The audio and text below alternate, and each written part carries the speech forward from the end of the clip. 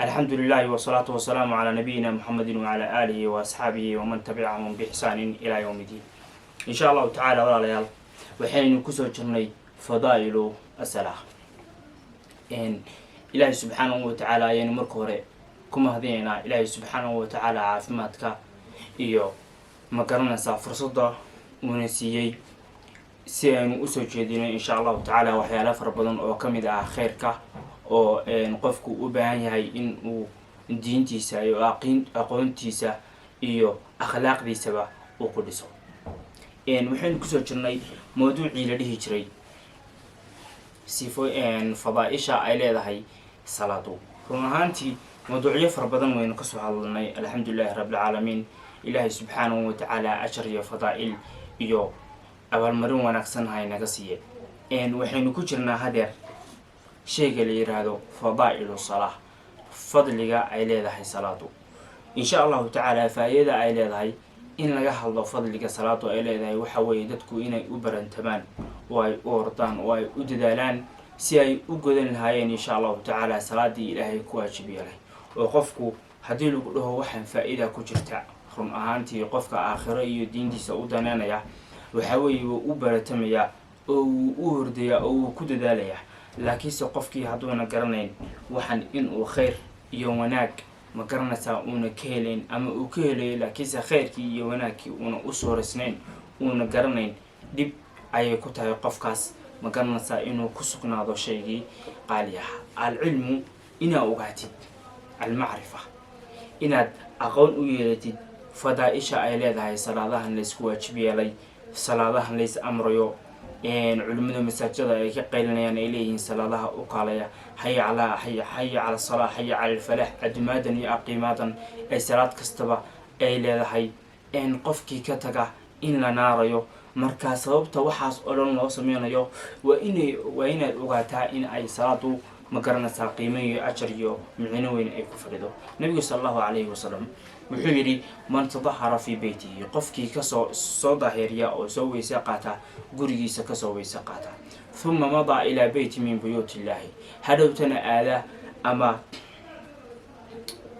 وأن مقرنا ساجسته بيت إلهي سبحانه وتعالى بيتك سيكمله أو مساجدك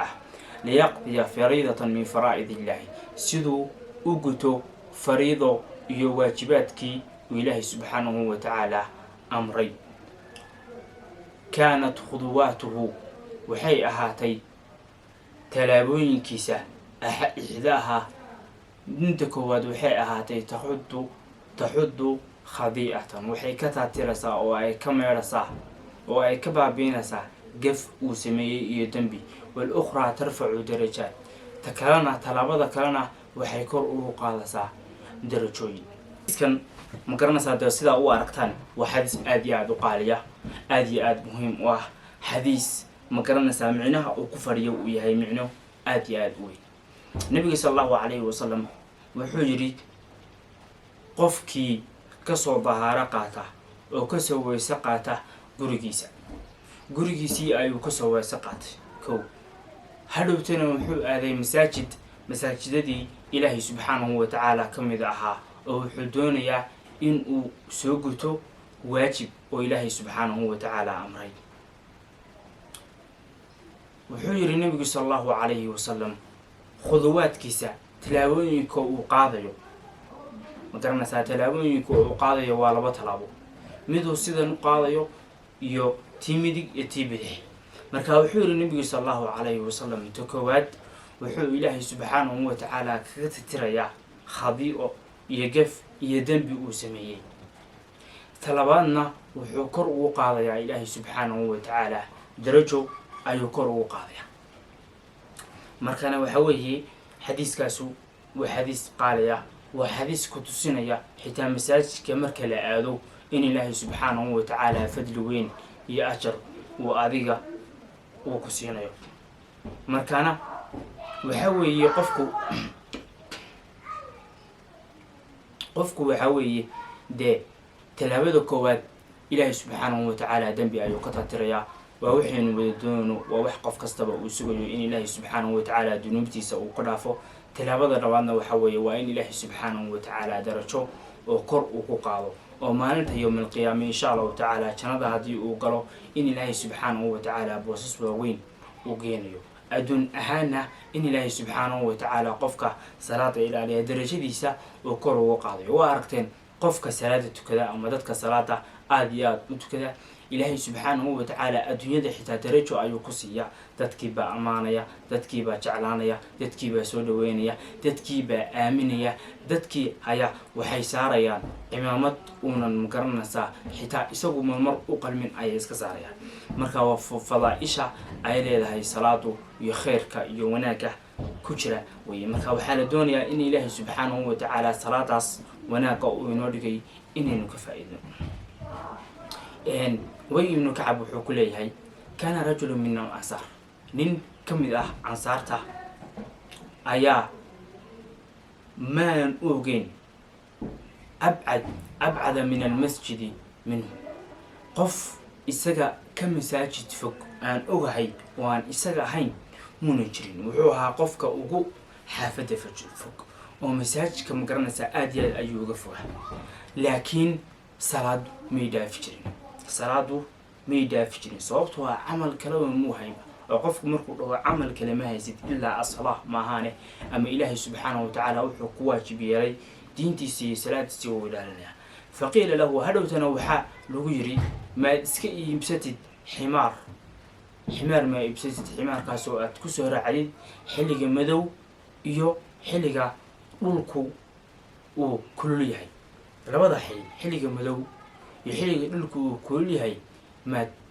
kusoo raacdid dee madiinana waad garanaysaan waxay ahayd meel boholo iyo ma garanaysaa godad fara badan leh marka wuxuu yidhi isagu wuxuu ku jawaabay wuxuu yidhi ima farxad gelinayso ana mansili ilaa janbi lmasjid ima farxad gelinayso gurigaygu inuu noqdo masaajidka dhinaciisa masaajidka inaan u dhawaado ima farxad gelinayso adna waxaad leedahay ma garanaysaa ximaar iyo waxyaabo aada soo raacdid soo iibso ana ima farxad gelinayso xitaa haddii aan masaajidka u dhawahay sababtoo ah inii uriidu waxaan doonayaa an yuktaba lii mamshaaya ila almasjid waxaan doonayaa in socodkeyga aan u soconayo masaajidka in la ii qoro fadaa'il iyo xasanaad iyo wanaagyo iyo ajaro in la ii qoro ayaan doonayaa ayuu yidhi wa rujuucii idaa rajactu ilaa ahli iyo laabitaankayga markaan laabto gurigeygii iyo ehelkeygii iyo ciyaalkeygii aan ku laabto laabashada aan laabanayo iyo soo socodka aan soconayana labadaba in la ii qoro ayaan doonaya ayuu ku yidhi faqaala rasuulu llahi sala allahu calayhi wasalam hadhow rasuulkii sala allahu calayhi wasalam wuxuu yidhi markuu sheekadaa maqlay qad jamaca allahu laka dalika kullahu ilaahay subxaanahu wa tacaala waxaas oo dhan uu ku jimciyey oo ilaahay subxaanahu wa tacaala waxaas oo dhan wuu ku siiyey waxaad doonaysay oo dhan ilaahay subxaanahu wa tacaala wuu ku siiyey ajarkii iyo fadaa-ishii iyo xasanaadkii iyo in kor lagu qaado camalkaaga kor loo qaado adigana kor lagu qaado meel weyn loo geeyo aakhiro iyo adduunba iyo in ilaahay subxaanahu wa tacaala dunuubta kaaga dhaafo waxaas oo dhan ilaahay subxaanahu wa tacaala wuu ku siiyey ayuu nebigu sala allahu calayhi wasalam ninkaa ku yidhi markaana u fiirso xadiiskan sala allahu calayhi wasalam ninkanu guriga wuu ka fogaa haddana ma jecla in uu magaranaysaa wax soo iibsado oo uu kusoo raaco maahane in ilaahay subxaanahu wa tacaala uu ka dhigi lahaa kuwa masaajidka agtiisa degan xitaa ma jecla inaguna maanta ma garanaysaa qofkii wuxuu doonayaa masaajid gurigiisa agtiisa ah ma garanaysaa in uu helo ayuu doonayaa taasna waxay ku tusinaysaa calaamadaha yowmal qiyaamaha oo ay ka mid tahay in masaajidadu ay farabataan maantana masaajidadu way iska farabadan yihiin aada iyo aad ayay u farabadan yihiin markaan taas calaamadaha yowmal qiyaamaha ee dhexweeyay in masaajidadu ay noqdaan masaajido aada u farabadan dadka ku tukanayana dee markaa way yaraanayaan masaajidkii dhowr masaajid markii xaafadihii laga dhiso dadka tukanayana ay yar yihiin oo hadhow qaar halkan aadaan qaar kan aadaan waxaa laga yaabaa masaajid kastaba 3 saf iyo 2 saf inay ku tukato khaasad ahaan maalinta jimcaha axkaam gaar ah iyo baab gaar ah iyo mawduuc gaar ah ayay leedahay oo waa ciid khaas ah maalin ciideed weeye waxaa la doonayaa masaajida waaweyn ee magaaladu leedahay horta in la buuxiyo marka hore kuwa la buuxiyo markaana qofku in ma garanaysaa uu masaajidada ilaaliyo weeye marka wuxuu leeyahay maxaa yeelay waxaan doonayaa in ilaahay subxaanahu watacaala in ajarka ii qoro habeenkii markay xilligu mugdi tahay sida salaadaha cishe iyo tasbaxba mugdigaas mar inaan dhex socdo